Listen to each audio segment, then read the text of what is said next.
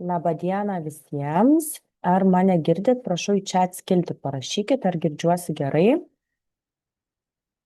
Taip, ačiū. Oi, kaip gerai. Ir kiek daug iš karto reaguojat. Super.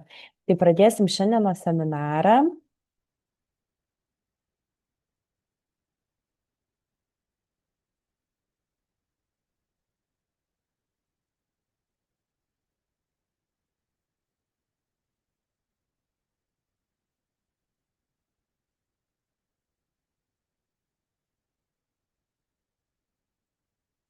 Seminaro temos bus keturios, tai apie verslo liudijimą, individualią veiklą, mažą bendriją ir UAB, uždarą akcinę bendrovę.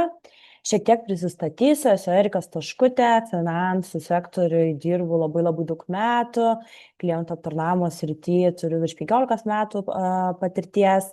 Virš 10 metų vykdau individualią veiklą ir dirbu grožio srityje, taip pat vedu investavimo mokymus, esu įkūrus mokymų visiems platformą ir 7 metai turim finansinio raštingumo projektą su užimtumo tarnyba.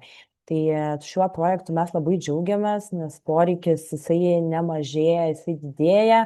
Žmonės nori finansinių strategijų, nori susidėlioti, dirbti savo, pradėti veiklą, realizuoti save, galbūt realizuoti savo hobius ar tam tikras kitas veiklas. Ir tikrai kyla labai daug klausimų, nes informacijos srautas jisai yra didžiulis, tačiau nėra tos tikslinės informacijos ir jos neišeina net sustyguoti dėl to, kad kas tinka vienam, tas dažnai netinka kitam žmogui. Tai jeigu bus kažkokių klausimų, jūs rašykite į chat skiltį, pasistengsiu juos visus atsakyti, bet jeigu bus kažkokie individualūs klausimai, tai jūs turėsit galimybę su mumis irgi pabendrauti, susisiekti ar susidaryti finansinės strategijas, nes sudėliojom žingsnis po žingsnio, ką žmogui daryti ir ko imtis, kur kreiptis, kokiais įstatymais naudotis, ar kokie įstatymai nėra tinkami tam žmogui. Tai jeigu bus poreikis, jūs tuos kontaktus turėsit, viską papasakosiu eigoje, o šiuo metu, jeigu bekalbant man kils kažkokie klausimukai, gali drąsiai rašyti į chat skiltį. Skaidrės nėra dalinamos ir jos nėra siunčiamos, nes mes kiekvieną kartą jas vis atnaujinam. Įrašą galima bus pasidalinti, kam bus aktualu, taip pat galėsit parašyti elektroninį laišką, įkelsiu tam tikrą platformą ir įrašą jūs galėsit irgi pasižiūrėti. Seminaro temos šiek tiek plačiau, tai bus apie 4 darbo veiklas, bet taip pat paliesime pensinio stažo skaičiavimą ir svarbą, taip pat motinystės, tėvystės atostogas, ligos išmokų skaičiavimus visom veiklom, pakopų sistemai, ką atkreipti dėmesį, nes nuo 3 pakopų sistemos mes nepabėgsim ir niekur nedingsim, taip jau yra. Ir apie gan aktualią rūmę temą, tai antros pensijų pakopos sistemą, įtraukimus ir kaip reaguoti, ką atkreipti dėmesį, dėl to, kad kiekvienų metų sausio mėnesį yra labai daug žmonių įtraukinėjami į antrą pensijų pakopą, yra atnaujinami kaupimai, kas yra sustabdę, tai reikia atkreipti dėmesį ir priimti sprendimus iki birželio 30 dienos, tai kad šito dalyko nepražiopsoti, paaiškinsiu, kur atkreipti dėmesį ir patiems priimti sprendimą su jau turima informacija. Pradedant apie verslo liudijimą, tai ką reikėtų žinoti, dirbant arba planuojant dirbti su verslo liudijimu, šitą skaidrę rekomenduočiau nusifotografuoti ar pasidaryti vadinamą print screeną, jeigu klausote seminaro per telefoną. Tai verslo liudijimu yra labai patogu dirbti žmonėm, kurie nori dirbti tam tikras dienas. Pavyzdžiui, galbūt turite kažkokį hobį ir esate užimtumo tarnyboje, nenorite išeiti už užimtumo tarnybos, bet norite realizuoti tam tikrą veiklą ir gauti tam tikrų pajamų. Tai galite išsipirkti verslo liudijimą ir verslo liudijimą išsiperkant tam tikrom dienom jūsų nepašalina iš užimtumo tarnybos.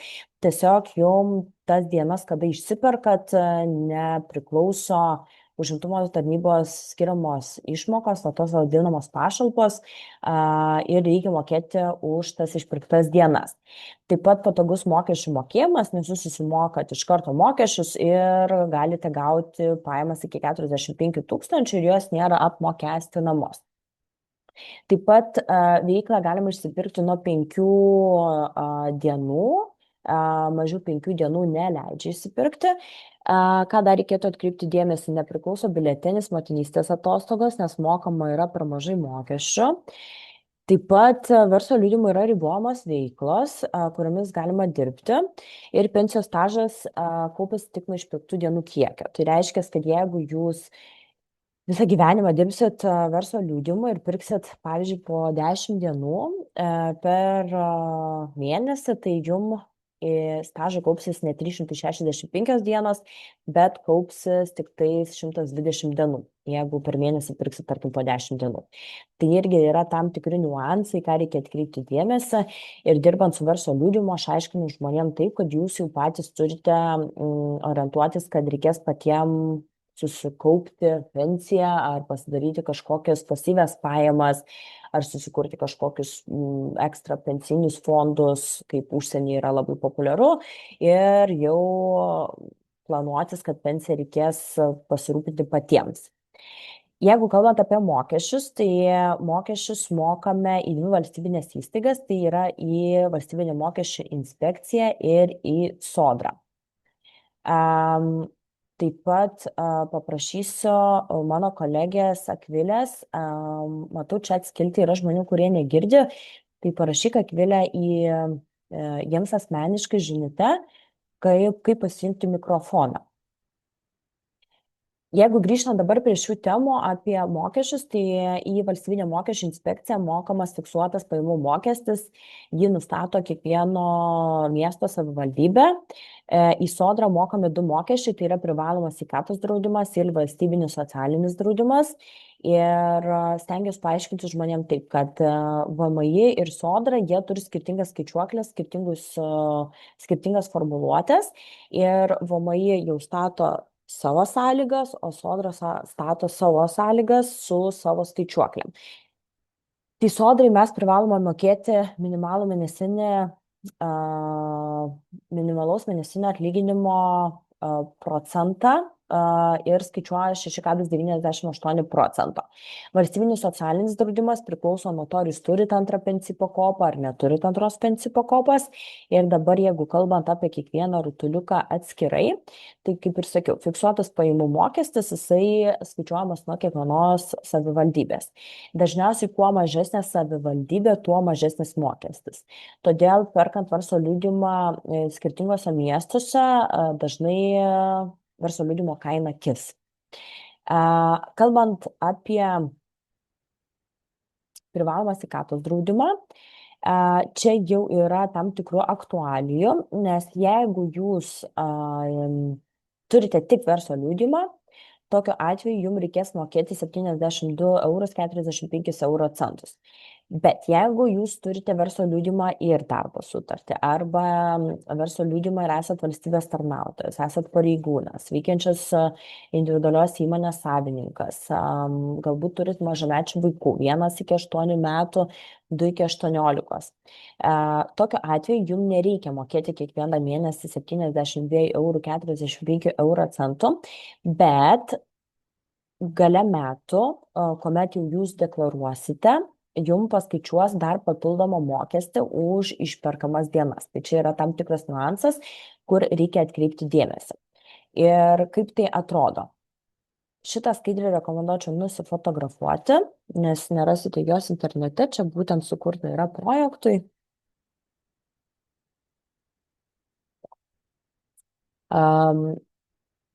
Privalomas sveikatos draudimo mokestis atrodo taip. Galbūt jūs sumokat 72,45 € arba už jūs dengia viena iš prieš tai kalbėtų veiklų.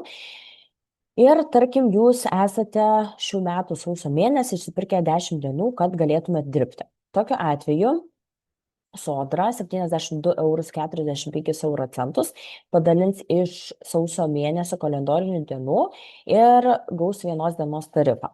Ir kitų metų balandžio mėnesį, nu, galbūt kovą deklaruosit, kada deklaruosit mokesčius, jums paskaičiuos dar papildomai sumokėti 23,40 €.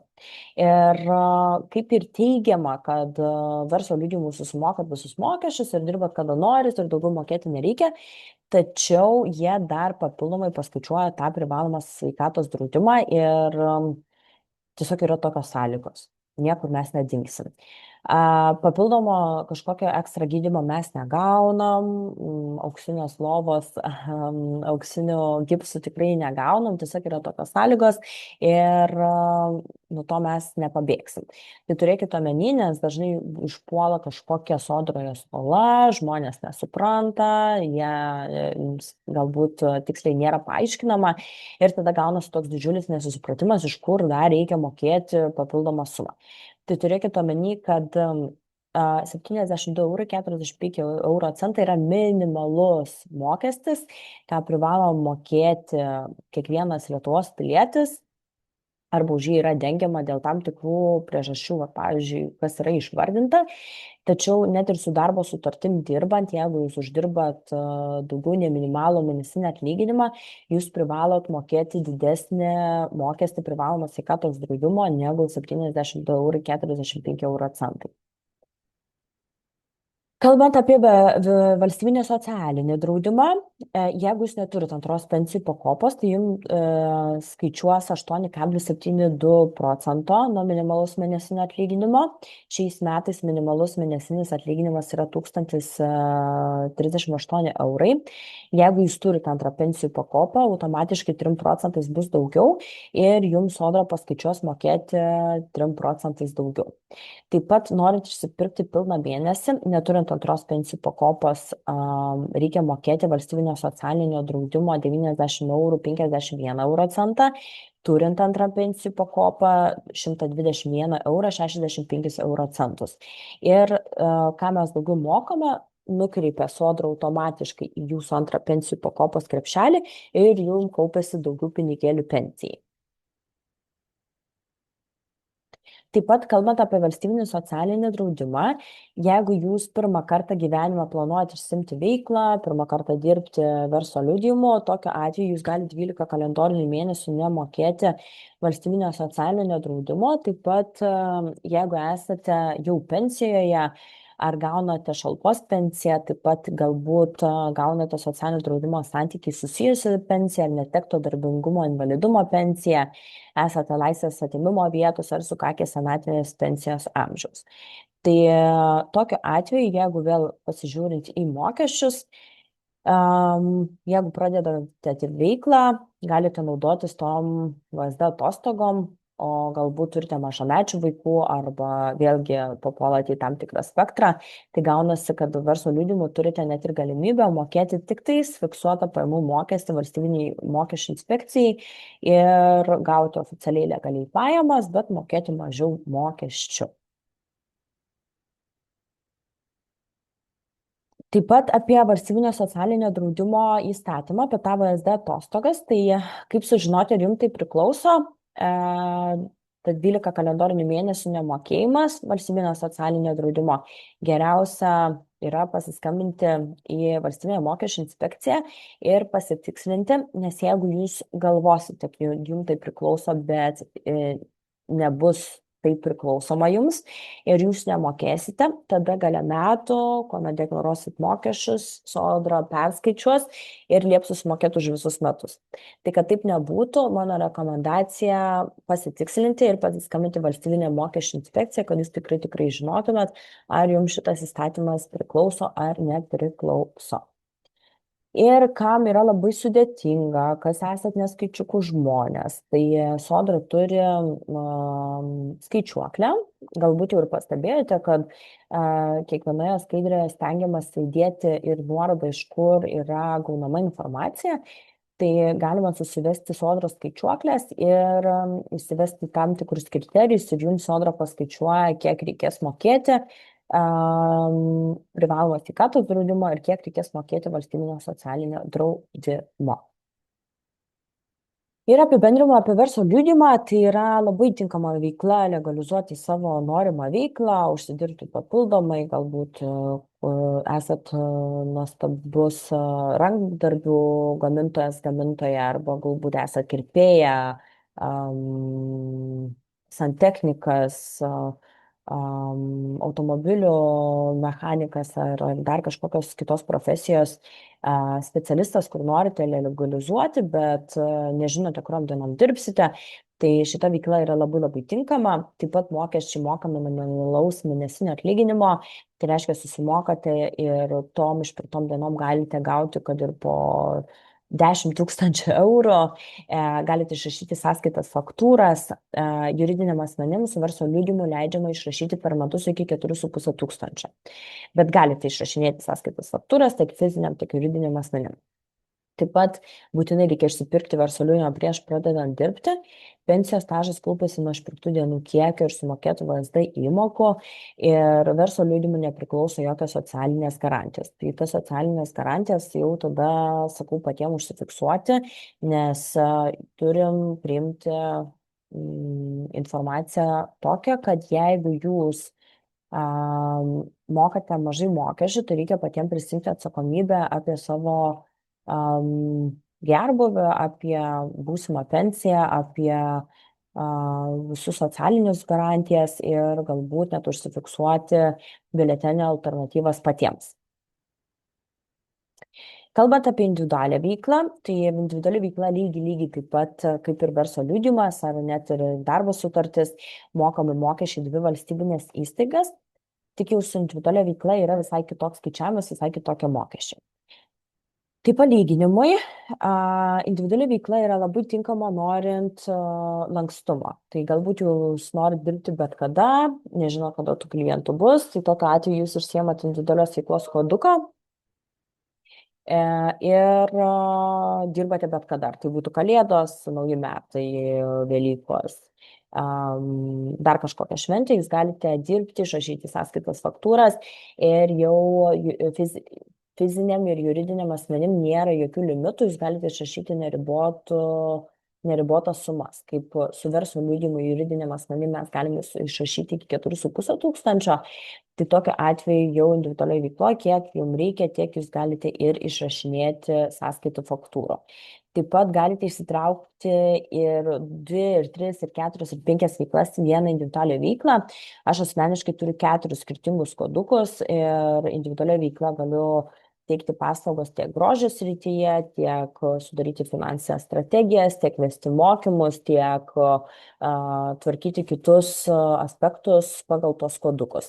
Ir deklaracijų metu tiesiog aš pasiskaičiuoju, kiek aš uždirbau iš grožio srities, kiek uždirbau iš finansų srities, kiek uždirbau iš individualių strategijų sudėliojimo koduko srities. Ir sudėjus bendrą katilą, tada paskaičiuoju mokesčius, kiek man reikės mokėti. Taip pat lankstus mokesčių mokėjimas, nes jūs galite mokėti kiekvieno mėnesio mokesčius arba galite mokėti kartą metuose.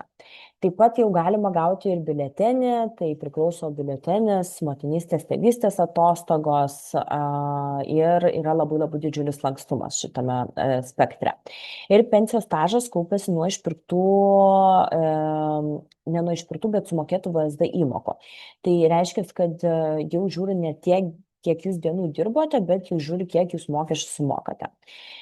Ir individuali veikla turi lubas, atsimušus į šią sumą jau daugiau nereikia mokėti VSD įmokų. Tai jeigu jūs deklaruojate daugiau nei 81 816,10, tai jau tokiu atveju VSD įmokų daugiau mokėti nereikia.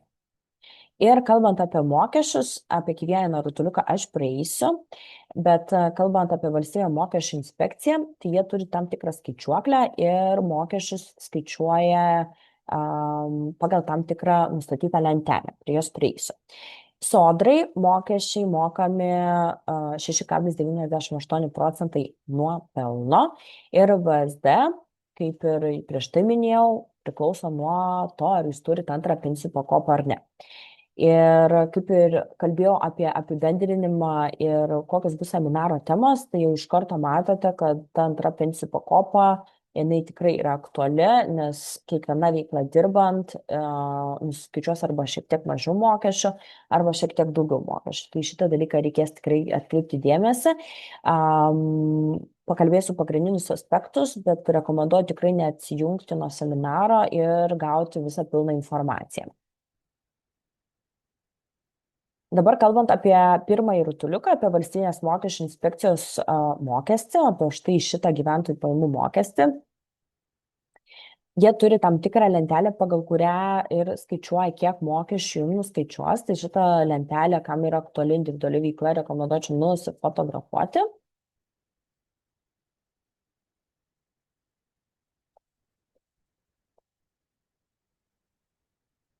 Ir dabar kaip tai yra skaičiuojama. Šitą pavyzdį irgi galit nusifotografuoti. Tai va, pavyzdžiui, jeigu yra jūsų pajamų 10 000 eurų, 30% leidžia automatiškai nurašyti, jums jokių sąskaitų faktūrų nieko nereikia rinkti. Ir valstybinė mokesčių inspekcija traktuoja, kad 7 000 jau bus grynas jūsų pelnas.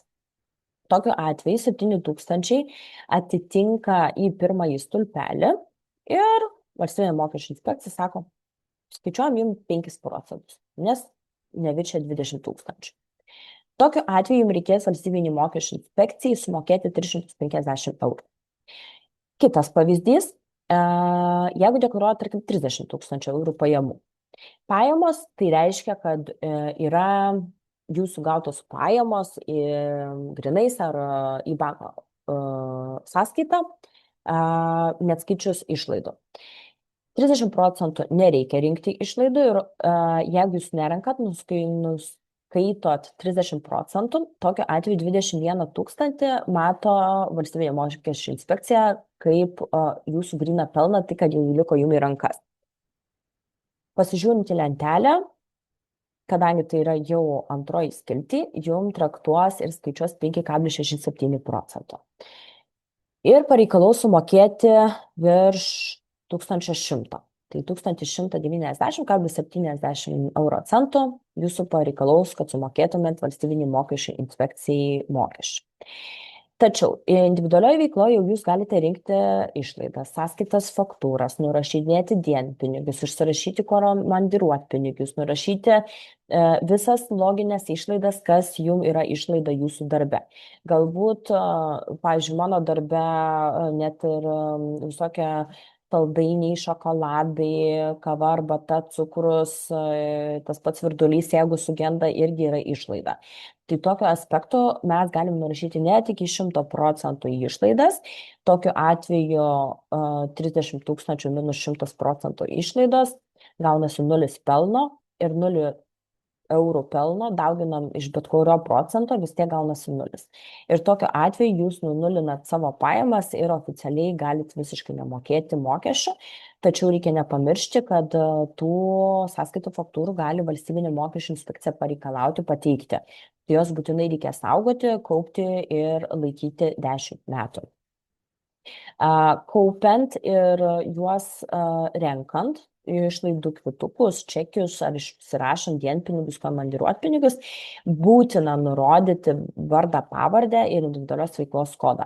Nes čekiai tiesiog be jūsų vardo, pavardės, individualios veiklos koduko, jie nesiskaito.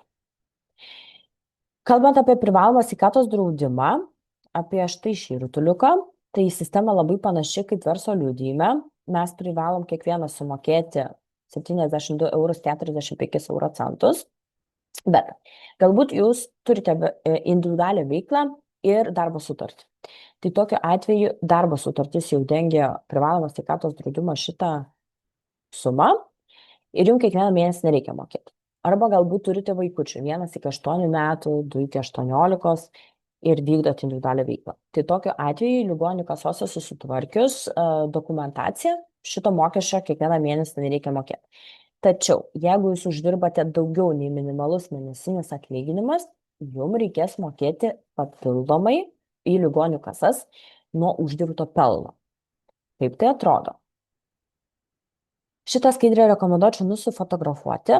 Tai vat pavyzdys, jeigu jūs individualioje veikloje gavote pelno 12 600, tokiu atveju šitą pinigų sumą galbūt jau už jūs dengia ar darbo sutartis, ar kažkokia kita veikla, o galbūt turite tik individualią veiklą ir jūs sumokėjote patys kas mėnesį, bet nuo 12 600 dar sodra paskaičiuos 6,98 ir paprašys, kad jūs sumokėtumėt dar papildomai šitą sumą.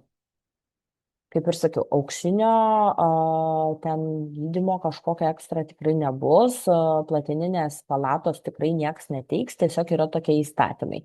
Kaip ir su darbo sutartimi, jeigu jūs pasižiūrėtumėt galbūt ir senus algalapius, jeigu jūs uždirbat daugiau nei minimalus atlyginimas, tokiu atveju jums ir nuskaičiuos daugiau nei 70,45 €. Kalbant apie valstybinį socialinį draudimą, apie štai šį rutuliuką. Tai va dabar, kaip tai skaičiuojasi, jie turi savo sukurtą skaičiuoklę ir, kaip ir minėjau, priklauso, ar turite ar neturit antrą pensijų pakopą. Skaičiuoklė skamba taip. Gautos pajamos minus išlaidos padaugintos iš 90% apmokestinamų pajamų. Išverčiant dabar į lietuvių paprastą buitišką kalbą, skaičiavimas yra toks. Jeigu jūs uždirbate per metus individualią veiklą 10 000 eurų, 30% automatiškai nusirašo, nieko rinkti nereikia, jokių kvitų, sąskaitų faktūrų, visiškai nieko, tai yra nustatyta suma, kurią leidžia nuskaityti. Tokiu atveju gaunasi 7 000, bet ne taip kaip VMI, sodra dar netraktuoja, kad jūs 7 000 gaut kaip gryną pelną. Jie dar padaugina iš 90% ir gryną pelną traktuoja kaip 6300. Ir šita suma, nuo šitos sumos skaičiuoja jum mokesčius. Taip pat šitą sumą deklaracijoje traktuoja bankai kaip jūsų gautą gryną pelną. Galbūt jūs norite gauti būsto paskolą, galbūt jūs norite refinansuotis paskolą, galbūt jūs norite gauti vartojimą paskolą, galbūt jums aktualu motinystės tėvystės išmokos. Tai viskas skaičiuosis ne nuo šitos sumos, bet nuo šitos sumos.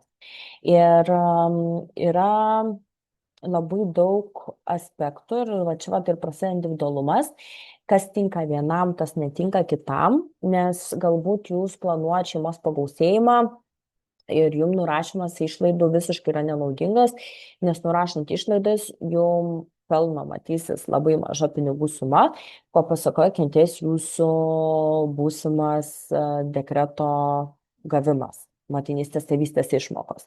Arba galbūt jūs norite refinansuotis būsto ar ten kreditą kažkokį vartojamą. Ir nurašant labai daug išlaidas, vėl mažės pelnas, ko pasako neišeis ir finansuotis kažkokios paskolos. Tai va turėkite omeny, kad čia yra labai labai individualu ir nėra šitos temos seminare, nes ta tema yra labai plati, bet kam yra aktualu, galbūt turite būsto paskolas, galbūt turite vartomos paskolos su dideliom palūkanom ir norėtumėt susimažinti. Tai yra dabar išleisti nauji įstatymai, kur yra palengvintos sąlygos refinansuotis arba persiskaičiuoti maržas ir šitą dalyką mes nemokamai padedam susižiūrėti žmonėm. Tiesiog reikia jums parašyti mums elektroninį laišką, kad dalyvavau seminare, minėjote, jog galime refinansuotis arba susimažinti maržą, tai yra nemokamai ir tai nėra sudėtinga, tiesiog reikia žinoti, ką parašyti bankui ar kaip sulaviruoti refinansavime ir galima tikrai sutaupyti labai labai daug pinigėlių. Tai turėkite omeny, kas turite būsto paskolą, ar planuojate imti būsto paskolą, arba galbūt aktualu ir atitinkat kriterijus dėl subsidijų jaunom šeimom dėl būsto paskolų, tai galite parašyti, apie šitus dalykus suteiksime informaciją nemokamai.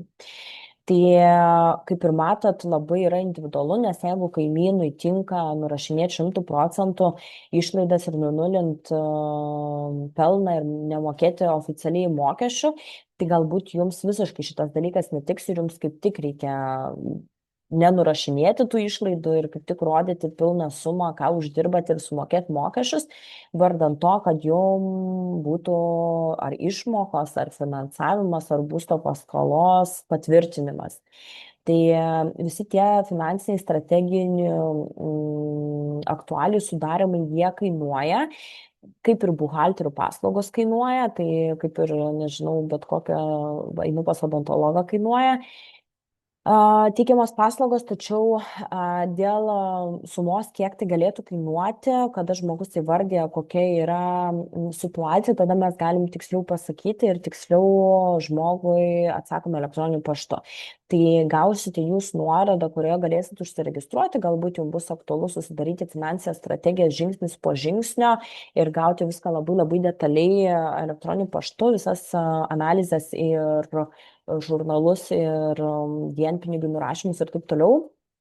Tai galėsite parašyti savo užklausą, mes su jumis susisieksim ir pasakysim, kiek tai kainuoja jums sudaryti tas strategijas. Taip pat kalbant apie antrą pensijų pakopą, yra galimybė daryti stabdymą, kad nenuskaičiuotų to papildomo 3% mokesčio, nes pradedant dirbti savo, pilnai suprantu, dirbu labai daug metų su labai daug klientų ir labai daug klientų bendrauja nuolatos, kad sutaupytų mokesčius. Tai antrais metais tikrai būna labai daug išlaidų susikurti darbo vietą ir būna net naudinga daryti stabdymą, kad nenuskaičiuotų net tų 3%. Nes vienur pataupo 50 eurų, kitur pataupo 70 eurų, trečioje vietoje pataupo 100 eurų, jau žiūrim, jau per mėnesį kokie 200-300 eurų susitaupo, nes tiesiog prisitaikė tam tikrus įstatymus. 300 kart 12 mėnesių jau žiūrim, jau kokie 4000 per metus jau susitaupė žmogui. Tai tiesiog reikia nepabijoti su informacijos srautu pasidomėti, nes kas pradžioj pasidomi ir susidaro tokį tiesiog strategijų planą, sutaupo labai daug pinigėlių ir tada tu gali galbūt ir dar labiau save realizuotis arba greičiau išvystyti savo norimą dirbti veiklą. Ir kaip ir verslo liudijime, taip ir individualioje veikloje yra VSD atostogų įstatymas. Tai jeigu jūs pradedate pirmą kartą gyvenime veiklą, yra galimybė nemokėti štai šito mokesčio apskritai. Tačiau ar jį verta nemokėti, vėl atsimušame individualumą. Vienam labai patogu, kitam labai nenaudinga. Taip pat VSD mokesčio gali nemokėti jau asmenys gaunantis invalidumo ar netekto darbingumo pensiją, šalpos pensiją, pensiją iš ES narės, laisvės atėmimo vietos esantys žmonės ar psichikos sveikatos priežiūros įstaigose. Nežinau, kaip tai veikia, bet galbūt daro kažkokius rankdarbius, galbūt turi galimybę pardavimui teikti paslaugas arba galbūt kokius paveikslus labai tapo, tai irgi yra tokia galimybė. Ir žmonės tiesiog nemoka valstybinio socialinio draudimo mokesčio. Taip pat dirbantiem savarankiškai su individualia veikla yra galimybė gauti biuletenį. Tačiau biuletenis gaunamas, jeigu jūs esate sumokėję bent 3 mėnesius per 12 kalendorinių mėnesių arba bent 6 mėnesius mokesčių per 2 metus. Taip pat, ką reikia atkreipti dėmesį, kad pirmas 2 dienas individualia veikla dirbantiems žmonėms skaitosi mes kaip patys savo mokame biuletenį, tik nuo 3 dienos moka sodra. Tai tokiu atveju reikia pasiskaičiuoti, pasižiūrėti, bet aš savarankiškai dirbantiems žmonėm visada rekomenduoju užsifiksuoti biuletenio alternatyvą patiems, tai yra galimybė užsifiksuoti ir yra tikrai nemažai įmonių, kas tai gali padaryti. Ir jeigu kažkas nutinka, tai ne sodra moka išmokas, bet moka bendrovė, kurioje yra užsifiksavęs žmogus išmokas. Apie motinystės atostogas, tai su verslo liudijimu nepriklauso nei motinystės, tėvystės atostogos, nei biuleteniai, bet su individualia veikla priklauso. Tai iki pirmojo nėštumo ir gimdymo atostogų dienos turite netrumpesnį turėti kaip 12 mėnesių per 24 mėnesius motinystės socialinio draudimo stažą. Buitiškai tariant, jūs kada jau norit eiti į dekretą, tai tarkim, jeigu yra 7 mėnuo gegužę, tai tokiu atveju balandžio mėnesio neskaičiuoja mokesčių, kad jūs sumokėt balandžio mėnesį. Ir ima bendrą skaičiavimą nuo šių metų, tarkim, kovo 12 mėnesių atbulinė tvarka. ir tada išveda bendrą vidurkį ir paskaičiuoja, kiek jums turėsim mokėti išmokos. Taip pat gaunantiems išmokas motinystės tėvystės išmokos nėra mažinamos, jūs galite pasigimdyti vaikutį, jūs galite gauti išmokas ir toliau dirbti. Tai yra tobula, šitas pakeitimas yra padarytas prieš keletą metų. Vat pavyzdys, jeigu, tarkim, moteris yra kirpėja, jinai pagimdė vaikutį, jinai gauna išmokas, bet jinai gali galbūt ar susitarė su vyru, ar su mama, ar kažkas prižiūri vaikutį, nu ir galbūt ten porą kartų į savaitę grįžta po porą valandų priimti tam tikras klientės. Ir gauna išmokas, gauna pajamas, kad ir banko sąskaitą ir išmokas nėra mažinamos. Tai yra labai labai geras ir didžiulis pliusas šitam pakeitime, nes žmogus gali ir toliau nepaleisti savo klientūros, bet ir gauti išmokas iš sodros ir dar papildomai uždirbti pinigėlį. Taip pat mokama išmoka iki 3 metų, kol vaikučiui eina 3 metai. Gimus 2 ar daugiau vaikučių gali abu tėvai kreiptis dėl išmoko ir tėvystės, motinystės tų atostogų ir prašymus galima pateikti internetu arba sodros skyriuje. Ir apibendrinimui apie individualią veiklą. Tai veikla yra tobula, norint legalizuoti ir dirbti tam tikromis dienomis. Taip pat sodros VSD ir PSD mokesčiai, kaip ir tikriausiai pastebėjote, jie turi savo skaičiuoklę, skirtingą nuo VMI ir jie skaičiuoja mokesčius nuo 90% pelno. Pateikus faktinės išlaidas, renkant sąskaitas faktūras, galima nurašyti iki 100%. Taip pat mokesčius galite pasirinkti ir čia vėl atsimušam individualumą, kaip būtų geriau, ar mokėti kartą metus, ar mokėti kiekvieną mėnesį. Tai čia jau yra labai individualu, kas yra geriau. Pensijos stažas kaupis nuo sumokėtų VSD įmokų. Todėl atkreipkite dėmesį, kad jeigu jūs nemokate šito mokesčio, tai jums į stažą, pensinis stažas nesikaups. Bet apie pensinį stažą, kaip sulaviruoti su juo, prieisiu sekančioje dalyje. Ir priklauso motinystės, tėvystės atostogos, tačiau reikia mokėti mokesčius, kad tos socialinės garantijos priklausytų. Ir dabar mano kolegė Neringa Kidoliūtė papasakos apie mažą bendriją, apie pagrindinius kriterijus, ką reikia žinoti. Vėl žiūriu, kur yra Neringa, kad jinai prie mūsų prisijungtų. Labas, ar girdim? Taip, labutis, Neringa. Sveiki visi. Tai galim tada iš karto ir pradėti, tęsti temą.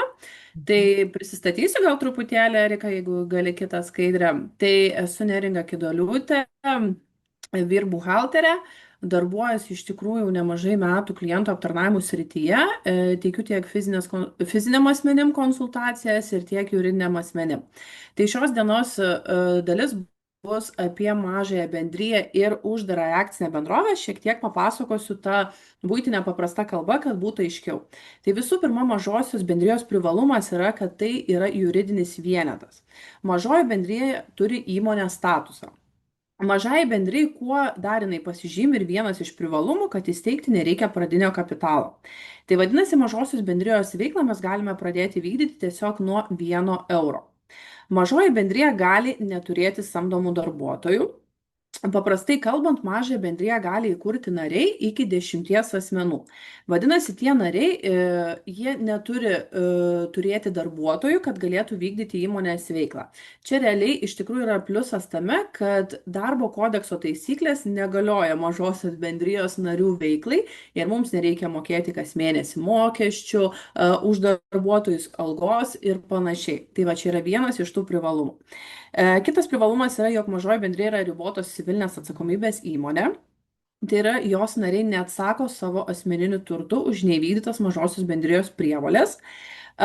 Vienas iš tų didžiausių privalumų, kas turbūt ir fiziniam asmenim yra aktualu, kuriant mažąją bendriją. Sekanti. Ačiū labai. Kitas dalykas yra, tai lankstus mažosios bendrijos vadovo samdymas.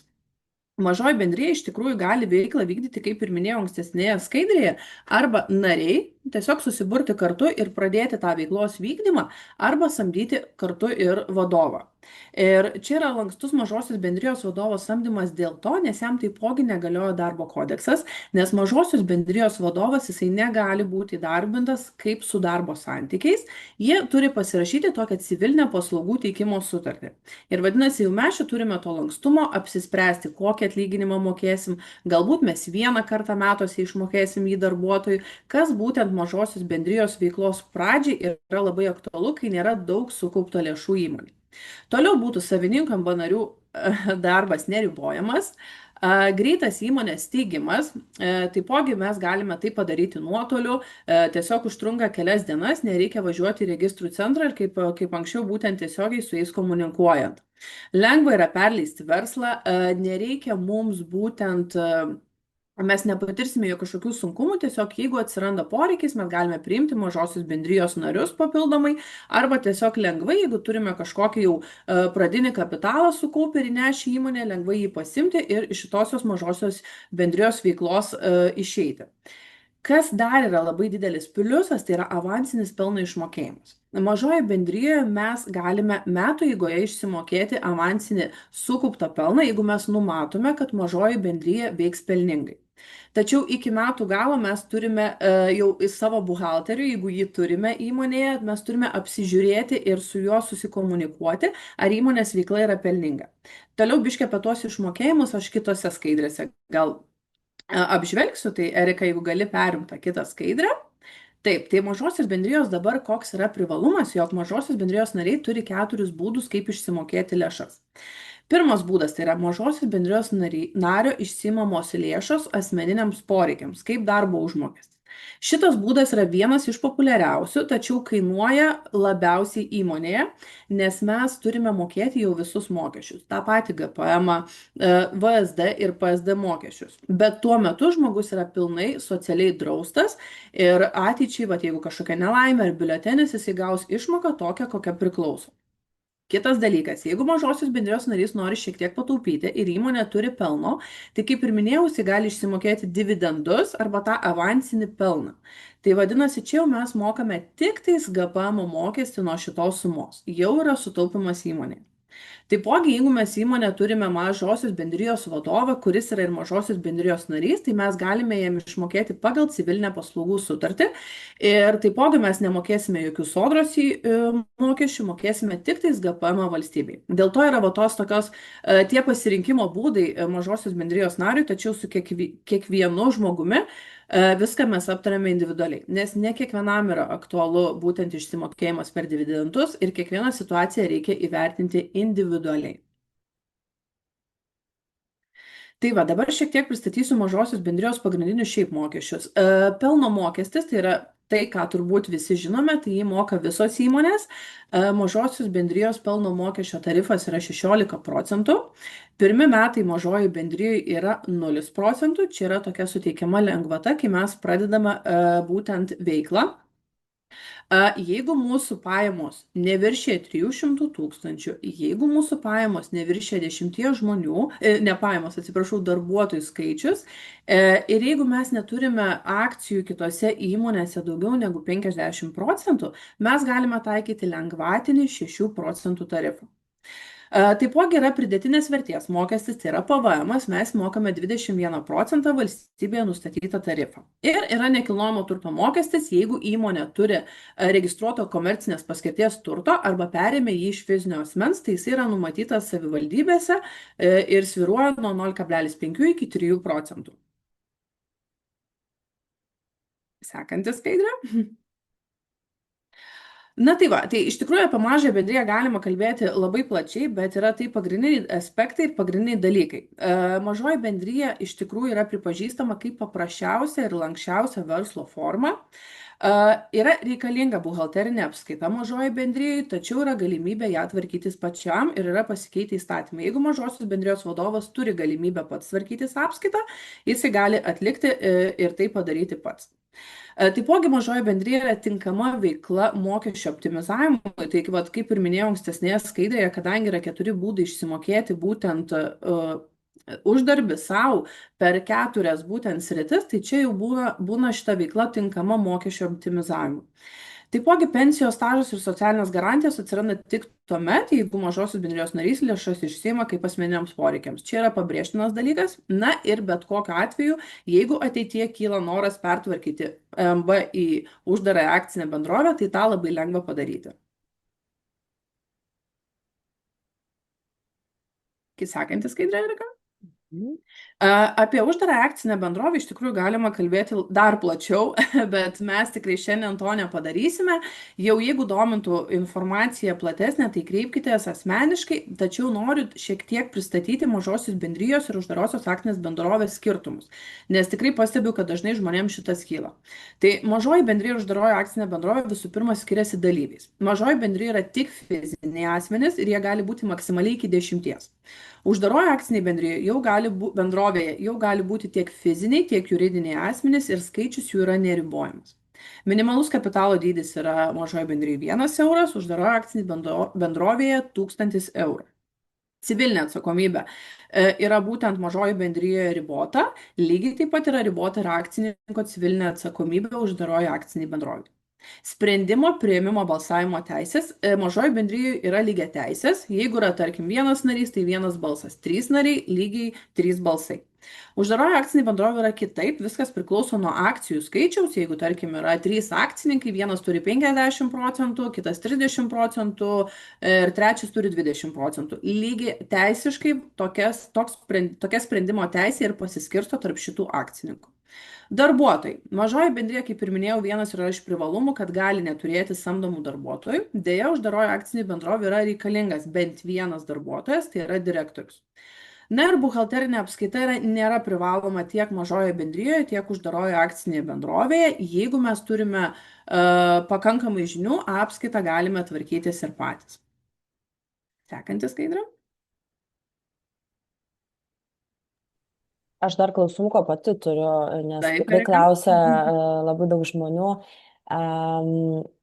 Oficialiai čia yra, o dabar pati kaip tu labai daug metų dirbanti buhalterijos srityje, kaip ten tiem žmonėms sekas patiem buhalteriją vesti, papasakok. Nu, iš tikrųjų, kuriozinių situacijų būna rinkoje. Situacija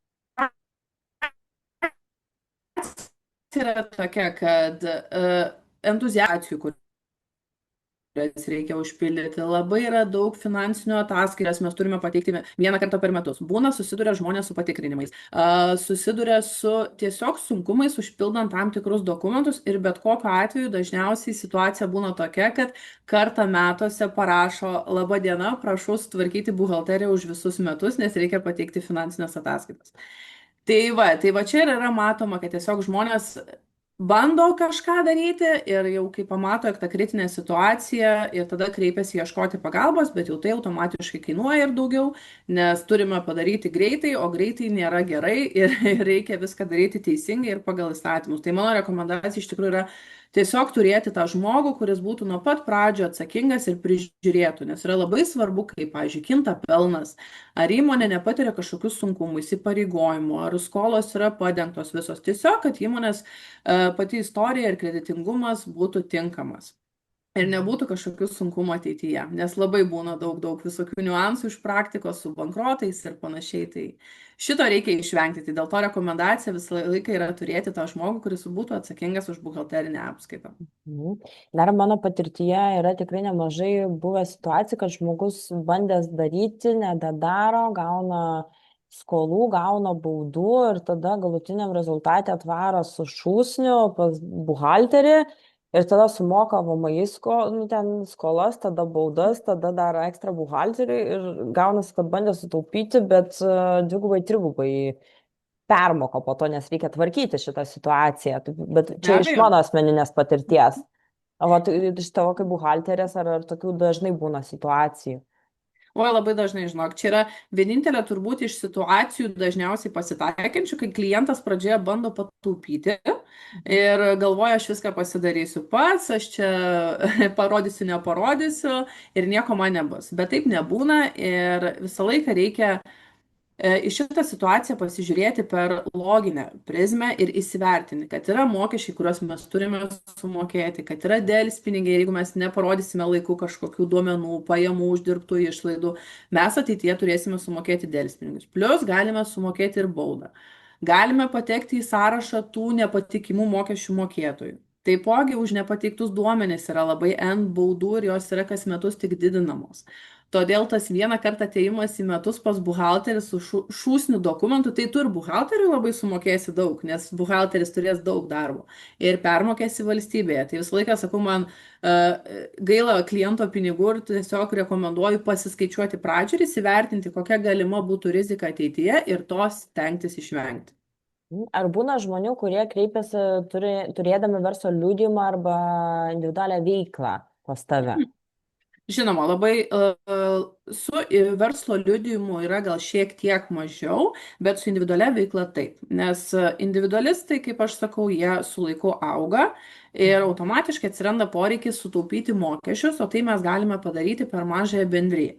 Mhm. Nes jeigu uždirbami yra dideli pinigai, didelės pajamos, tai natūralu, kad individualioje veikloje yra nemaža pinigų suma, kurią mes turime sumokėti valstybėje. Tai tikrai gelbsti būtent, jeigu mes įkūrėm tą mažąją bendriją. Tai va čia yra tokių situacijų. Kitas dalykas, atsiranda kažkokių būtent prievolių, jeigu yra su užsienio priekyba vyksta. Dabar ypatingai yra tokių situacijų, kad yra pasikeitę įstatymai dėl registracijos į būtent PVM, pridėtinės vertės mokesčio vartotoją. Tai esant šitom pasikeitusiom situacijom, žmonėm labai daug kyla klausimų, ar aš čia privalau registruotis PVM mokėtojui. Tai tikrai atsiranda situacijų, kad žmogus galbūt ir negeneruoja pajamų, bet jisai turi užsiregistruoti.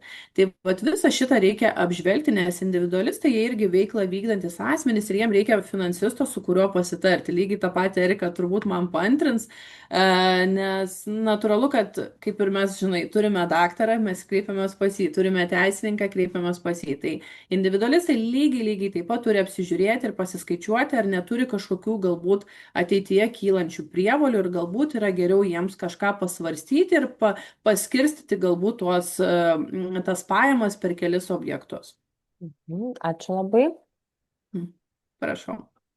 Tai va, tai iš tikrųjų noriu tada pabaigti dėl uždarosios akcinės bendrovės. Dabar yra mokesčiai tokie. Akcininkas moka mokesčius nuo dividendų paskirstytojo pelno. Visas šitas keliauja per įmonę, be abejo, bet GPM mokestis yra šiai dienai 15%. Taipogi yra mokamas pelno mokestis lygiai taip pat kaip ir mažoji bendrijoje, jis gali būti lengvatinis 6%. Arba būtent jau tas tikrasis 16% pelno mokesčio tarifas. Toliau keliauja pridėtinės vertės mokestis, lygiai taip pat, kaip ir minėjau, mažoji bendrijos yra 21% ir mes privalome registruotis PVM mokėtojai, apyvarta viršė 45 tūkstančius eurų arba mes būtent įsigijame prekių iš kitų ES šalių ir vertė viršė 14 tūkstančių eurų. Taipogi yra nekilnojamo turto mokestis, jei uždaroji akcinė bendrovė turi registruoto turto, tai jisai svyruoja lygiai taip pat nuo 0,5 iki 3%. Na ir kaip minėjau čia, būtent jau mums yra reikalinga įsidarbinti samdomą darbuotoją, tai galime įsidarbinti patys save kaip direktorių. GPM mes mokėsime kiekvieną mėnesį 20% nuo numatyto atlyginimo, VSD ir PSD mokesčius, tai priklausomai VSD nuo to, ar yra kaupiama pensijai, tai nuo 12,52 iki 15,52%. Na ir PSD mokestis 6,98%. Tai va, čia yra pagrindiniai mūsų mokesčiai susiję su uždarąją akcinę bendrovę. Dabar apibendrinimui iš tikrųjų gal aš norėčiau, kad tu man dar įjungtum kitą skaidrę. Man atrodo, tenai labai gerai papasakoja. Nėra kitos skaidrės? Pažiūrėsim. Apibendrinimui. Nesvarbu, viskas tvarkoja. Jeigu po apibendrinimo uždaros akcinės bendrovės nėra, viskas yra tvarkoja. Aš galiu papasakoti tiesiog truputėlį pagrindinius skirtumus, kuom skiriasi. Tai vad kalbant, labai gerai, šitą skaidrę. Tai dabar vad kaip pasirinkti mažoji bendrija ar uždaroji akcinė bendrovė pagal veiklos pobūdį. Tai mažąją bendriją kaip verslo formą paprastai renkasi smulkus verslai, kurie nereikalauja sudėtingos valdymo struktūros ar didelio kapitalo. Čia būtent yra aktualu tiem vadinamiesiam individualistam, kurių pajamos pradeda augti arba nori jau turėti šiokį tokį prestižą, turint įmonę, tai vat mažoji bendrija yra tikrai rekomenduojama. Pavyzdžiui, vat, jeigu asmuo nori teikti IT paslaugas savarankiškai arba kartu su keliais partneriais, va čia yra irgi vienas iš pagrindinių aspektų, nes dažniausiai mums vieniems galbūt yra ir baisu kažką pradėti, ar ne? Bet tarkim, turime vat, dar papildomai asmenį, draugą, artimą iš šeimos narį ir mes norim kartu pradėti veiklą vykdyti. Tai mažoji bendrija kaip forma yra labai tinkama. Na, uždaroji akcinė bendrovė yra tinkama įmonėms, kurios siekia pritraukti investicijas arba planuoja sparčią plėtrą. Tai vad, pavyzdžiui, jeigu yra siekiama ateityje bendradarbiauti su tarptautiniais partneriais, tai tikrai uždaroji akcinė bendrovė suteikia daugiau galimybių, nes visų pirma, akcininkais gali tapti ne tik fiziniai asmenys, bet ir juridiniai. Tai va, tai iš tikrųjų būtų šiai dienai pagrindiniai skirtumai tarp mažosios bendrijos ir uždarosios akcinės bendrovės. Ir dabar aš matau, kad yra vienas klausimėlis. Erika, aš galiu tada į tą klausimą Taip, tai atsakyti? vat ir noriu paprašyti, kad gal tu galėtum atsakyti du paskutinius klausimus, kad mes tave paleistume. Mhm. Tai Gerai, tai tada individualios veiklos pajamos fiksuojamos sąskaitos išrašymo data ar įplaukų gavimo data. Viskas priklauso nuo to, Tatjana, kaip jūs pasirenkate vykdyti individualią veiklą. Dabar paaiškinsiu, kuo jums skiriasi. Jeigu jūs, nes yra galimybė ir taip, ir taip. Jeigu jūs nesate PVM mokėtojas, čia yra labai svarbus akcentas, tai tada jūs pasižiūrite. Jeigu jūs, tarkime, susiskaičiuojate, kad, pavyzdžiui, per 12 mėnesių gavote įplaukų tiek, tiek ir tiek, tai jūs galite deklaruoti pagal įplaukas. Bet jeigu jūs išrašinėjate sąskaitas ir, pavyzdžiui, išrašėte metų gale sąskaitą, bet įplauką gavote tik kitais metais, tai tada jau jūs pasisvarstote, ar norite parodyti pagal sąskaitas faktūras, tai būtent tada jau turite jūs įtraukti tų metų galiai išrašytą sąskaitą faktūrą, automatiškai tais metais bus daugiau pajamų. Ir sekančių laikotarpių, jau vadinasi, jūs tada negalite parodyti tos gautos įplaukos deklaracijoje. Tai va, bet jeigu jūs nesate PVM mokėtojas, jeigu jūs esate PVM mokėtojas, jūs turite teisę rinktis arba taip deklaruoti pajamas. Kitas klausimas, jeigu vyras turi mažą bendriją, bet aš nesu mažosios bendrijos narė ir yra pasiekęs apyvartos ribą, kai mokamas pelno mokestis 15 procentų. Ar aš atsidariusi kitą mažą bendriją, kurios veiklos sritis kita, pradedu su 5 procentais ar 15 procentų, nes esam šeimos nariai? Ne. Jeigu jūs atsidarysite mažąją bendriją ir jūs neturite vyro jūs nesate vyro mažojosios bendrijos narė ir jeigu šitos veiklos jos bus skirtingos ir neveiks vieno kito naudai, tada jūs galėsite pradėti su lengvatiniu pelno mokesčių tarifu. Labai reikia įsivertinti ir žiūrėti, ar nėra kažkokių sąsajų tarpusavyje. Tai čia vat, galima būtų plačiau pakalbėti, nes reikia žinoti, kokia veikla, ar ką vyras užsiema ir panašiai. Toliau, ar bendrojo lavinimo mokyklos mokinys vykdantis individualią veiklą privalo mokėti PSD įmokas? Šitas klausimas iš tikrųjų reikalauja šiek tiek pasidomėjimo plačiau, bet jisai tikrai PSD įmokų mokėti kas mėnesį neturi. Klausimas, kiek jam yra metų, nes labai priklauso nuo to, kokio amžiaus asmuo išsima individualią veiklą. Supratau, 18 metų, tai viskas yra tvarkoj. Jisai kas mėnesį PSD įmokos tikrai mokėti neturės, bet jeigu jisai uždirbs pajamas, taip, tai tada jau metų gale paskaičiuojama bus nuo uždirbtų pajamų tas PSD mokesčio skirtumas, kurį turės susimokėti.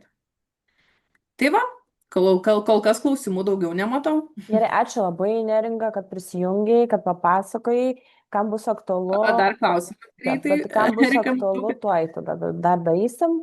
Tai galima bus su Neringa irgi susisiekti, tiesiog reikės supildyti formą, kurią jūs gausite po seminaro. Mes išgryninsim, kokie yra klausimai, tada atsakysim ir su Neringa tikrai galima pabendrauti ar verslo liudimo, ar individualios veiklos, ar mažosios bendrijos UABO klausimais. Tai nukreipiam ir kai sakau, tikrai viskas sustiguoja. Tai va, gerai, tai tada Erikute, gal pabaigiu aš kelis klausimėlius dar du ir tada perleidžiu tau, gerai? Jo, viskas svarbu. Jei klientai perveda pinigus už paslaugas tiesiai į sąskaitą skirtą būtent vykdomai veiklai, ar reikia kvitų, aš turit omeny, ar reikia sąskaitų faktūrų, Sima, tai Vėlgi priklauso nuo veiklos specifikos ir kiek jūs tų pajamų gaunat. Šiaip iš tikrųjų rekomenduojama sąskaitas faktūras išsirašyti, nes kuo toliau tuo yra veikla griežtinama, tai jūs jas geriau išsirašykite, bet deklaruoti galite ir pagal įplaukas. Skalandžiūnas, ar būtinos sąskaitos gaunant pinigus už individualią veiklą? Tai kaip ir minėjau, sąskaitos yra, rekomenduoju išsirašyti, tačiau galite deklaruoti pajamas, jeigu nesate PVM mokėtojas, pagal gautas įplaukas. Turint individualią veiklą arba verslo liudijimą, ar galima neišrašinėti čekiukų? Lygiai taip pat pasikartosiu, dokumentas jisai yra reikalingas ir geriau išrašykite viską, kad po to ateityje nebūtų problemų, bet deklaruoti galite ir pagal įplaukas, bent jau individualioje veikloje. Tai gerai, viskas, tada ačiū visiems, aš jau bėgsiu, Erikute, ir tada Gerai. perleidžiu tau. Ačiū labai už prisijungimą. Klausimus, mačiau, kad dar yra daugiau klausimų, bet atsakysiu vat gale seminaro. Tada prieinu prie antros dalies. Rašykit, jeigu yra kažkokie va, tokie bendriniai klausimai. Jeigu kyla individualūs klausimai, jūs pasižymėkit, galėsit va, to būtent formai pažymėti, kas yra grinai individualu jums.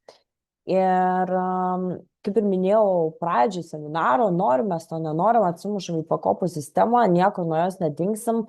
Tai reikia suvokti, kaip jūs galite patys pasitaupyti, palaviruoti, oficialiai galbūt tam tikrus aspektus esant poreikiu mokėti arba nemokėti mokesčius. Tai šita dalis irgi labai labai yra svarbi, kaip ir pirmoji apie pačius visus mokesčius. Tai pirma pakopa yra vadinama mūsų sodra. Prisijungiam gyventojams ir matome pirmutinį puslapį, tai matome senatvės pensijos stažą ir matome vienetų kiekį. Dabar kaip tai yra skaičiuojama dėl bendro suvokimo. Tai bendroji dalis, jinai traktuojama taip, kad nustatyta bendrai tiek Seimo, tiek sodros, tiek visos vyriausybės visas skaičiavimas, tai minimalaus stažo reikalavimai 15 metų, bet ar jūs turėsit 15 metų, ar jūs turėsit būtinai 35 metų stažą, yra vienoda dalis mokama. Individualioji dalis priklauso nuo to, kiek jūs taškų surenkat. Kad vieną tašką gauti, jūs turite kiekvieną mėnesį uždirbti bruto atlyginimo 2108,88, kad jums pensija padidėtų 7,16 €. Tai bendrai žiūrint, jeigu jūs uždirbat vidutinį darbo užmokestį ir turite ne minimalų, bet būtinąjį stažą, pensija jinai šiais metais pagal naujausius duomenis yra apie vidutinę. Čia ne minimali, vidutinė pensija yra 721 €. Tai bendrai žiūrint, kad čia reikia sumokėti apie 350 000 eurų mokesčių per 35 metus, kad gauti pensiją apie 721 €. Tokia yra realybė, tokie yra faktai ir dirbantiem savarankiškai tai apskritai dar yra mažesnės pensijos, ko pasakoja aš aiškinu ir stengiuosi išaiškinti žmonėm, kad ypač dirbantiems savarankiškai jūs turite suvokti, kad reikia rūpintis pensiją patiems arba teks gyventi su pašalpos dydžio pensija. Kaip tai yra skaičiuojama, o čia tai yra iš sodros puslapio paimta skaičiuoklė ir galima matyti, kaip dabartinė pensija yra skaičiuojama. Tai situacija yra tokia. Neturint 15 metų stažo, aš labai paprašysiu nepiešti ant ekrano, nes man nuolatos reikia, žinokit, jį valyti. Neturint 15 metų stažo, į pensiją negalima pretenduoti ir mokama šalpos pensija. Ir turint kuo didesnį stažą, vat kad ir būtinasis stažas arba 16 metų stažas, bendroji dalis ta pati, tik jau nuo 38 metų šiek tiek didėja. Ir viskas priklauso nuo taškų kiekio. Tai kuo daugiau mokesčių sumokėsi, tuo daugiau tų vadinamų taškų gausi. Bet pensija irgi atsimuša į lubas ir kiekvienais metais yra didinamos tos lubos, tačiau kaip oriai išgyventi tik su sodros pensija, tai tiesiog tai yra jau faktas ir galite ir patys paguglinti, pasižiūrėti, tai yra ori pensija neįmanoma. Ką reiškia ori pensija, kada žmogus gali ir vaistų nusipirkti, ir komunalinius susimokėti, ir pakeliauti, ir nusipirkti savo skanesnio maisto, ir tiesiog turėti papildomų lėšų. Nes ir dabar patiems įsivaizduokite, jeigu jūs esat pratę visą gyvenimą gyventi, tarkim, su tokia pinigų suma ir staiga jau, kada jau jūs nebegalite dirbti, jums reikia susimažinti savo poreikius ir išgyventi už tokią pinigų sumą. Tai yra tikrai, tikrai labai sudėtinga ir galim pamatyti su dabartiniais pensininkais, kokia yra situacija. Antra pensijų pakopa yra sukurta tam, kad būtų pensija iš sodros ir būtų pensija iš antro pensijų pakopos fondo, būtų iš dviejų šaltinių. Ir stengiasi antrą pensijų pakopą laviruoti, keisti įstatymus, nes kol kas tikrai yra spragų, tikrai yra į ką atkreipti dėmesį, atsižvelgti ir ką tobulinti. Tačiau idėja yra tikrai labai gera tam, kad žmogus gautų pensiją iš sodros ir iš to privataus savo krepšelio. Kaip tai atrodo ar kaip tai veikia, tai šiai dienai yra dvi situacijos, iš tikrųjų yra trys. Yra žmonės, kurie neįtraukti, yra žmonės, kurie įtraukiami kiekvienais metais ir yra žmonės, kurie jau trečias variantas, kurie turi ir jie yra sustabdę nuo 2019 metų ir kas 3 metus jiems stengiasi vis atnaujinti tą kaupimą. Tai ką reikia atkreipti dėmesį. Tie žmonės, kurie neturi, tai jie ir neturi šito krepšelio, bet tie, kurie naujai įtraukiami, tai jie sausio 2 dieną visi reagavę į sodros puslapį žinutės, va čia va žinutės. Ir nors ir gali rodyti, kad pensijų kaupime X, jūs nedalyvaujate, bet žinutėje reikia apsispręsti, ar jūs norite kaupti ar nenorite. Jeigu jūs iki birželio 30 dienos patys neprimsit sprendimą, jums automatiškai sukurs ir atsisakyti nebus įmanoma. Tie žmonės, kurie turite, tai yra sustabdyta, papildomai lėšų nesukaupa nuo jūsų pajamų ir uždirbamų pinigėlių, bet kas 3 metus jums bando atnaujinti ir jūs taip pat turite stabdyti. Kitas aspektas, tie pinigai jie yra investuojami ir toliau ir jie neša grąžą arba neneša grąžos arba neša minusą. Tai reikia atkreipti, kurioje bendrovėje, nes tas bendrovės karts nuo karto irgi reikia keitalioti, siekiant didesnio pelningumo. Sodra negali valdyti jūsų pinigų, tai valdo viena iš 6 bendrovių. Tas bendrovės mes galim visą gyvenimą pereidinėti iš vienos bendrovės į kitą. Kodėl tai yra aktualu ir kodėl reikia atkreipti dėmesį? Nes, parodysim, net 1% ilgalaikiam laikotarpiui, 1% pelningumo lemia apie 7,5 tūkstančių eurų, jeigu eurais verčiant ilgam laikotarpiui. Jeigu mes kalbam apie 2 ar 3 ar 4% skirtumą, tai lemia labai didžiulės pinigų sumas, gali ir 10-20 tūkstančių eurų jums uždirbti mažiau arba uždirbti daugiau. Kaip tai pasižiūrėti? Tikslingai, tai rodo tikslinius duomenis Lietuvos banko ataskaitos ir mes padedam susižiūrėti, tai irgi nemokamai, tai vad kam bus aktualu susižiūrėti situaciją su pensiniu stažu, galit pasižymėti, būsto paskolų ar vartomų paskolų refinansavimai, gavimai būsto paskolų, arba būsto paskolų, vartomų paskolų trumpinimai oficialiai, irgi tokia yra skiltis ir valstybės paskata. Antros pakopos pensijų fondų aktualios ir trečios pakopos fondų aktualios, kaip pasikeisti ar kaip ten sulaviruoti, kad būtų geresnė situacija turintiems. Tai šitie dalykai nemokamai peržiūrimi, nes mums moka projektas, bet dėl finansinių strategijų ar dėl, tarkim, mažų bendrijų atidarimų, jau buhalteriniai tokie finansiniai aspektai, strategijų sudarimai, jie kainuoja. Tai gali pasižymėti, kad nekainuoja 1, 2, 3 pakopos fondų visokių sužiūrėjimai ir kas liečia apie paskolas, o strategijos jos kainuoja. Tai galite parašyti savo situaciją, kai gausi tą formą ir tada atsakysim, kuo galėtume pagelbėti. Nes į Lietuvos banką mes įeinam, parodom tas ataskaitas ir žmogus mato, kaip gali jis taip pat laviruoti ir ką reikia atkreipti dėmesį, kad būtų tiesiog pelningiau, geriau, daugiau ir tiesiog, kai yra daugiau, tai yra smagiau pinigų sąskaitoje. Taip pat, ką dar reikia atkreipti dėmesį, tiem žmonėm, kurie turi ir jie yra nei sustabdę, nei gali atsisakyti, tai galima fiksuotis tam tikras atostogas, tai vadinama 12 mėnesių atostogos. Ir jeigu jums, pavyzdžiui, nuskaičiuoja čia iš sodros, paimtas pavyzdys, nuskaičiuoja, tarkim, kas mėnesį ten po 63 ar ten 94 eurus į tą antrą pakopos kaip pensijų krepšelį, tai jūs galite darytis atostogas ir tie pinigai jums grįžta į rankas.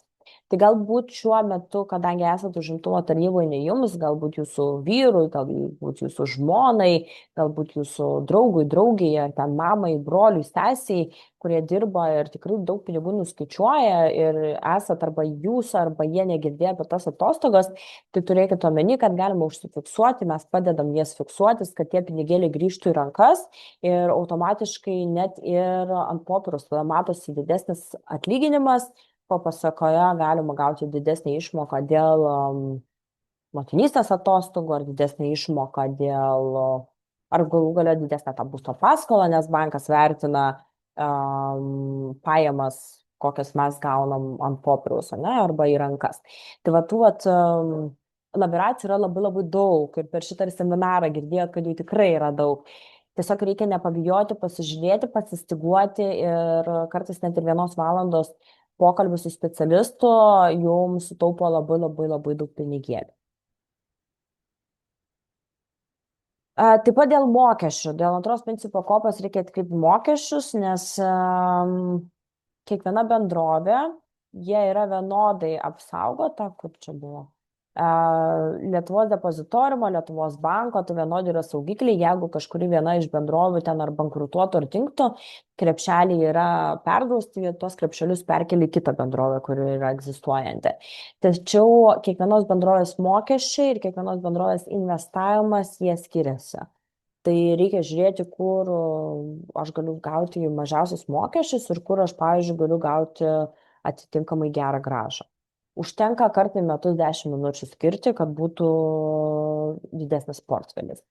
Ir dabar jau Seimas paskelbė, kad nuo ateinančių metų bus reforma, dar jie grynina, kaip išgrynins mes dar pažiūrėsim, dar kol kas galutiniai sprendimo nėra priimta, bet eina link to, kad dalį pinigų leis išsiimti. Tai geriau turėti daugiau tam krepšelį, kad būtų galimybė daugiau ką išsiimti, negu palikti likimo valiai ir galvoti, kad oi, čia neįdomu, nenoriu domėtis, nesuprantu ir dėtis bloką galvoje. Tai nesidėkit, nes tai yra tikrai nemažas pinigų sumos ir jeigu bus galimybė išsiimti, tai irgi nepražiopsoti tos progos ir neignoruoti, o pasidomėti. Ir galbūt kažkur naudingai painvestuoti, ar realizuoti savo versle, ar pasidengti būsto paskolą. Tiesiog, kai yra tų pinigų, tai yra galimybė. O apie trečią pakopą, tai yra savarankiškai galimybė pasidaryti savo investavimą, savarankiškas kaupimas. Ir tai galite pasidaryti per trečios pakopos bendrovės ar per kaupiamosios gyvybės draudimus. Čia jau gali bet kada žmogus nutraukti, belia kada susikurti ir gali turėti 2, 3, 4, 5. Aš asmeniškai net 3 turiu sąskaitas, nes skirtingos sąlygos su skirtingais tikslais ir skirtingais fondais. Šitą skaidrę rekomenduočiau nusifotografuoti, nes bet kur jūs bandysite investuoti, šitie aspektai labai tinkami pasitikrinti.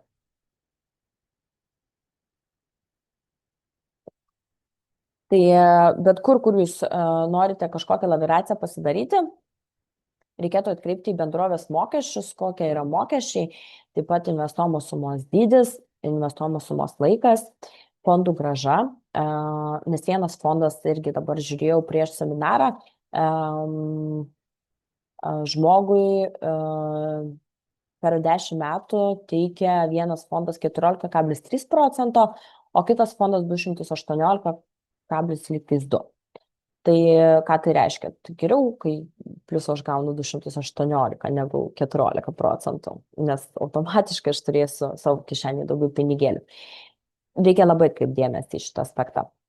Ir jeigu yra kaupiamieji draudimai, tai kokios apsukos, kokie draudimai, kokie dydžiai, ar tai yra metinis, ar tai yra kaupiamasis, ar tai yra fiksuota nekintama suma draudimo, ar tai yra kintama draudimo suma, ar tai yra kaip biletenio alternatyva, ar tai yra tiesiog kažkoks standartinis, kur labai būtiškas ir moka vos ne tik tais mirties atveju, tai irgi reikia išsianalizuoti šitus aspektus. Ir trečia pakopa, jinai sukurta tam, kad žmogus galėtų turėti didesnę laviraciją, taip pat šitos sąskaitos nekonfiskuojamos, neišaldomos skyrybų atveju. Labai daug tėvelių daro vaikų studijų krepšelį vaikams ir skiriamus pinigus iš valstybės, tos vaiko pinigus neišleidžia, o padeda būtent per šitą aspektą, kad pasinvestuotų, pasitaupytų, kad vaikas turėtų pradiniam kapitalui ar mokslams, ar vaikų butą galima būtų nupirkti. Taip pat skyrybų atveju nedalinamos sąskaitos, tai yra žymiai naudingiau kaupti negu bankuose, nes bet kur kaupiant visur yra dalinamos sąskaitos, išskyrus šitą aspektą, galima susikurti papildomą pensiją, tai žmonės, kurie nelabai galbūt yra verslus arba nesiseka verslų kurti, tai gali turėti tokią sąskaitą kaip ekstra variantą, nu, kad bus bent pensijai kažkas kažkur, jeigu mano visi verslai sudegtų ar kažkas tokio. Kas yra užsifiksavę sąlygas iki 2025 metų, dar gauna ir GPM lengvatą, paskatą iš valstybės. Taip pat yra investicinė grąža, nes tie pinigai nestovi valiuta, jie yra investuojami. Vėlgi, kaip ir sakiau, reikia į fondus atkreipdėmėsi, kur, nes tai yra fondų, kur per 10 metų ir minus 20% duoda. O tada jau žmonės labai nepatenkinti, kai paprašo padaryti analizę. Ir man pačiai yra nesmagu pateikti analizės duomenys žmonėm, kai žmogus turi ten ar 10 ar 15 metų su minusiniu fondu. Tos fondus galima keisti, daugelis bendrojo leidžia nemokamai keisti, tiesiog reikia atkreipdėmės. Tai kas turite, nusifotografuokite šitus aspektus ir pasitikrinkite, arba galite kreiptis ir mes padarom tokias analizės. Detalės analizės atsiunčiam elektroniniu paštu, ką jūs iš tikrųjų tenais turite. Turėti yra gerai, bet reikia žiūrėti, ką mes turim. Taip pat galimybę turėti per mažą bendriją, akcinę bendrovę, uždarą akcinę bendrovę, tokias sutartis. Taip pat ir juridiniam asmenim yra labai naudinga, nes jie nurašo išlaidas. Remiantis Lietuvos įstatymais yra sutaupoma labai daug mokesčių. Koks tikslas ir dėl ko atsiremiam iš šitus aspektus, nes tai yra taupimas papildomai pensijai, taupimas juodai dienai, taupimas vaikam. Tiesiog skatinamas yra taupimas, dėl to, kad Lietuvoje finansinės raštingumas 10-balėje sistemoje yra 4. Tai realiai finansinio raštingumo pagrindus turi apie 39% Lietuvos gyventojų. Tai yra labai prasta situacija, ką mes ir stengiamės daryti, didinti tą finansinį raštingumą. Taip pat, jeigu jūs turite paskolas, galima trumpinti paskolų laikotarpius ir yra lengvatinės sąlygos suteikiamos. Kokias bendrovės? Tai yra bendrovės oficialiai patvirtintos Lietuvos banko direktyvos su Lietuvos banko įstatymais ir priežiūra ir tom įmonėm galimybę bauduoti ir apsaugoti tie visi mūsų krepšeliai, tai yra tikrai jos girdėtos. Jeigu turite kažkurio bendrovį, kuri nėra šitam sąraše, tai reikia, žinokit, iš naujo pasidomėti, ką jūs iš tikrųjų turite, nes Lietuvos bankas neatsakys, jeigu ta įmonė bankrutuos ir dings jūsų pinigai. O šitas įmonės atsako ir apsaugo ir pergraužia jūsų pinigus. Ir kokios investavime dažniausios klaidos, tai yra emocijos, kantrybės stoka, nesupratimas, kaimynas pasakė, kolegė pasakė, paėmiau ir padariau, ką pasakė, nepasidomėjus.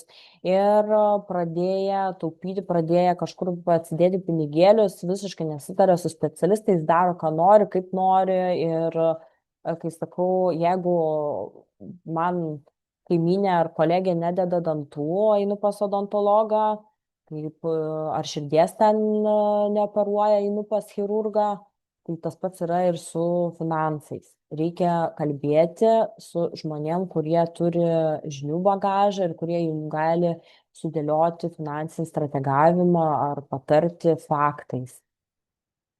Taip pat, kodėl kalbama ir kodėl tiek daug akcentuojama, nes pagal Eurostato duomenis 70% žmonių pritrūksta pinigėlių pensijai, taip pat paskolai, lizingo atostogoms. Ir žmonės, kad ir kiek jie žinotų, jie vis tiek nėra atsidėję maždaug 3-6 mėnesių ekstra pinigų juodai dienai, gyvena šią dieną. Ir tai yra didžiulė problema gyventi nuo algos iki algos. Tai tokiu atveju turim šitie seminarai turėtų mokykloje būti dėstomi, mano nuomonė. Bet yra kaip yra ir jeigu ne anksčiau gaunam tą finansinį raštingumą ar tą žinių bagažą, tai bent vėlesniam laikotarpiui tikiuosi, kad žmonės ne tik gavę šitą informaciją, jie ir reaguos ir pasižiūrės. Tai dabar mačiau, buvo klausimų, atsakysiu į tuos likusius klausimus. Matau, klausimas individualiai man parašytas, ar galimos edukacinės veiklos individualių ir grupinių pamokų vedimas su verslo liudijimu. Tai reikia pasižiūrėti, ar apskritai yra galimybė tokį koduką išsimti, nes jeigu leidžia verslo liudijimas tokį koduką edukaciniai veiklai vykdyti, toks kodukas egzistuoja, reiškia, taip jūs galite verslo liudijimu vesti edukacinės grupinės pamokas. Tatjana klausia, ar esant registruotam užimtumo tarnyboje, turint priskirtą nedarbo išmoką, galima turėti individualią veiklą. Jūs galite turėti, bet nebegalėsite būti užimtumo tarnyboje. Tai reiškia, jūs privalėsit mokėti visus pilnai mokesčius ir nebegalėsite gauti nei mokymų, nei išmokų iš užimtumo tarnybos. Vėl Tatjana klausat, individualios veiklos pajamos fiksuojamos sąskaitos išrašymo, čia atsakė. Ar klientai perveda pinigus už paslaugas tiesiai į sąskaitą skirtą būtent vykdomą veiklą, reikia kvito? Vėlgi, kaip ir mano kolegė Neringa pasikartojo, kvitai visur yra gerai, bet iš kitos pusės jau pavedimas yra kaip įrodantis faktas. Tik paskirtie turėtų nurodyti, ar tai už kirpimą, ar už tvarkymą, už kokias paslaugas. Bet kvitai yra visada prioritetas ir yra juos geriau rinkti.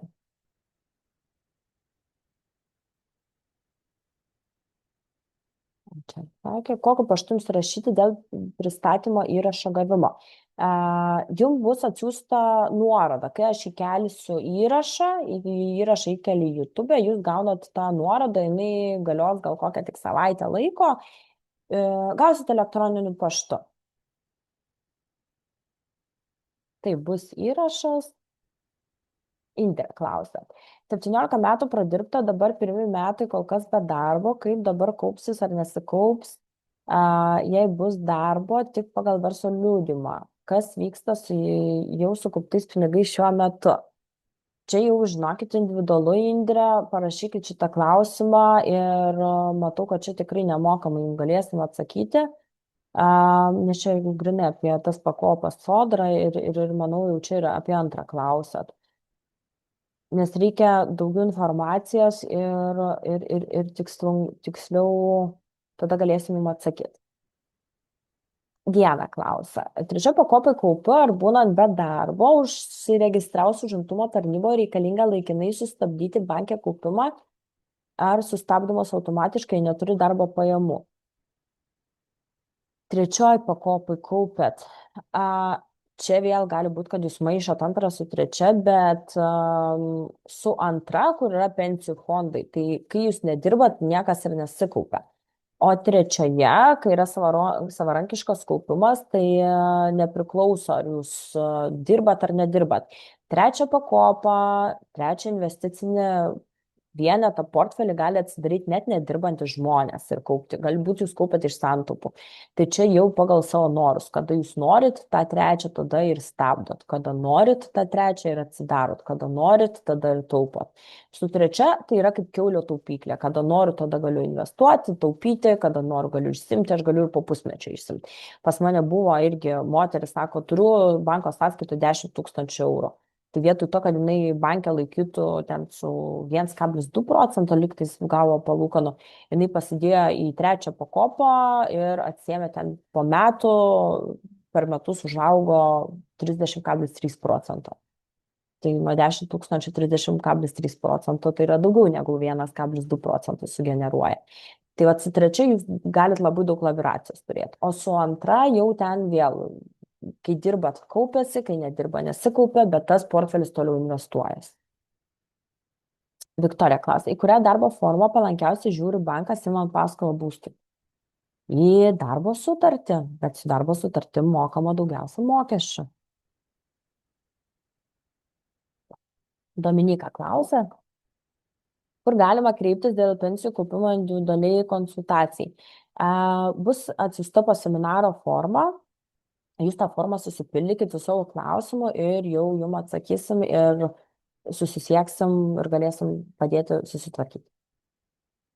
Aistė klausia, dėl pirmos individualios veiklos kūrimo ar yra siūloma kokie ES projektai ar vykdote mokymus?